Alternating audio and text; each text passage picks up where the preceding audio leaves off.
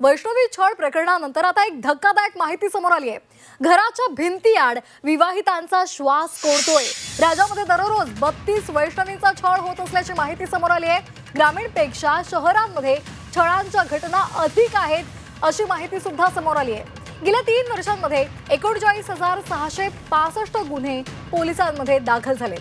सासरच्या छळाला कंटाळून पुण्यातील वैष्णवी हगवणे या विवाहितेने आत्महत्या केलेली होती आणि हे प्रकरण ताजं असतानाच नाशिकमधून सुद्धा त्या स्वरूपाची बातमी समोर आली आणि आता सासरच्या राजकीय पार्श्वभूमी असल्यामुळे या प्रकरणाची राज्यभरात चर्चा होत असतानाच याच वैष्णवीप्रमाणे राज्यामध्ये रोज 32 महिलांचा पती आणि सासरच्या मंडळीकडून छळ होत असल्याची माहिती समोर आली आहे।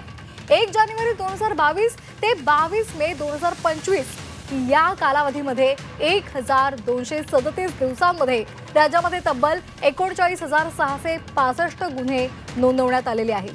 4 भिंतींच्या आत विवाहितेंचा कोलमारा होतोय। आत्महत्येसारखं टोकाचं पाऊल सुद्धा उचललं जातंय आणि या अशा घटना अनेकदा वारंवार समोर येत आहेत। या संदर्भात अधिक माहिती देत आहेत आमचे प्रतिनिधी योगेश खरे। योगेश, आपण ही बातमी पाहिलेली आहे, अतिशय धक्कादायक अशी बाब आहे। दररोज 32 विवाहितांचा कोलमारा होतोय, त्यांचा श्वास कोंडतोय कारण सासरच्या मंडळीकडून त्यांना जाचाला सामोरं जावं लागतंय। काय नेमकी आकडेवारी आणि काय धक्कादायक माहिती आपल्या हाती लागली आहे? खरं आहे, नाशिकमध्ये भक्तीची जी काही घटना घडली आहे त्याप्रमाणे प्रत्येक घरांमध्ये आपली लाईफस्टाईल बदललेली असल्यामुळे वेगवेगळ्या ठिकाणी कमी श्रमात पैसा कमवण्यासाठी नवविवाहाचा छळ ही आता एक कॉमन बाब होऊ लागलेली आहे। नाशिकच्या प्रतिष्ठित सिरीन मेडोज परिसरामध्ये आज ही घटना घडली। जर आपण राज्यात बघितलं तर राज्यात हे दररोज सरासरी 32 ठिकाणी 32 पोलीस स्टेशनमध्ये याबद्दलच्या तक्रारी दाखल होत आहेत। बऱ्याच ठिकाणी तक्रारी दाखल होत नाहीत। त्यांची संख्या जर आपण बघितली तर यापेक्षाही ते तिप्पट असू शकतं। ग्रामीण भागात प्रामुख्यानं महिला पुढे येत नाहीत। शहरात तरी किमान महिला तक्रारी करतात, मात्र ग्रामीण भागातल्या मुली ह्या तक्रारी करताना दिसत नाही आणि अनेक ठिकाणी आपल्या मुलींच्या वडिलांचा कुटुंबियांचा मोठा कोंडमारा होत असतो।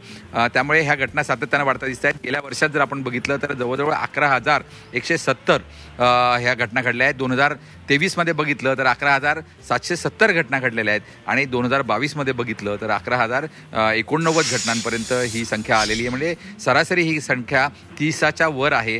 दररोज एका जिल्ह्यामध्ये एक गुन्हा दाखल होतोय असं म्हणायला आपण हरकत नाही। एकूणच या संपूर्ण याच्यासाठी जी काही यंत्रणा आहे, महिला पोलीस यंत्रणा, यासाठी विशेष महिला कक्ष या ठिकाणी तैनात करण्यात आले आहेत। त्याचबरोबर सरकारने फोन लाईन्स पण या ठिकाणी उपलब्ध केलेल्या आहेत, मात्र त्याचा उपयोग होताना दिसत नाही कारण घरातल्या या सगळ्या ज्या घटना असतात त्यामध्ये मुलीचा कोंडमारा होत असतो। ती त्यांच्या विरोधात, घरच्यांच्या विरोधामध्ये तक्रार करायला जात नाहीत, पतीच्या विरोधात तक्रार करण्याची हिंमत करत नाही आणि त्यामुळे या घटना आपल्याला सातत्यानं वाढताना दिसतात। अगदी धन्यवाद योगेश, आपण दिलेल्या या सविस्तर माहितीसाठी। त्यामुळे आता या सर्व विवाहितांचा जो जाच त्यांचा सुरू आहे सासरच्या मंडळीकडून, त्यावर कशा पद्धतीने आता कायदेशीर पावलं उचलली जात आहेत हे पाहणं महत्त्वाचं ठरणार आहे। वळूया पुढच्या बातमीकडे। आरोपी निलेश चव्हाण यांच्या घराची पुणे पोलिसांनी झाडाझडती घेतली आहे। घरातून एक लॅपटॉप सुद्धा पोलिसांनी जप्त केलाय। पुणे पोलिसांची 2 पथकं निलेश चव्हाणच्या शोधासाठी रवाना झाली आहेत। निलेश चव्हाणला चौकशीसाठी हजर राहण्याचे आदेश सुद्धा देण्यात आले। पिस्तूलबाज निलेश चव्हाण पोलिसांना सापडत नाहीये। सध्या 2 पथकं त्याच्या तपासासाठी रवाना झालेली आहेत, मात्र तरी सुद्धा अद्यापही तो पोलिसांच्या हाती लागलेला नाही। वैष्णवी हगवणे मृत्यू प्रकरणामध्ये संशयाच्या भोवऱ्यामध्ये अडकलेला बांधकाम व्यावसायिक निलेश चव्हाणच्या घरावर मध्यरात्री पुणे पोलिसांनी झाडाझडती घेतलेली आहे। यावेळी निलेश चव्हाणचा लॅपटॉप आणि इतर वस्तू जप्त करण्यात आल्यात। निलेशच्या लॅपटॉपमध्ये अनेक अश्लील व्हिडिओ सुद्धा आहेत अशी माहिती आता समोर आलेली आहे।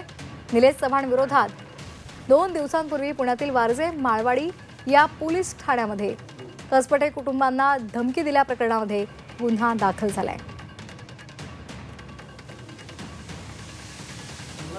Right.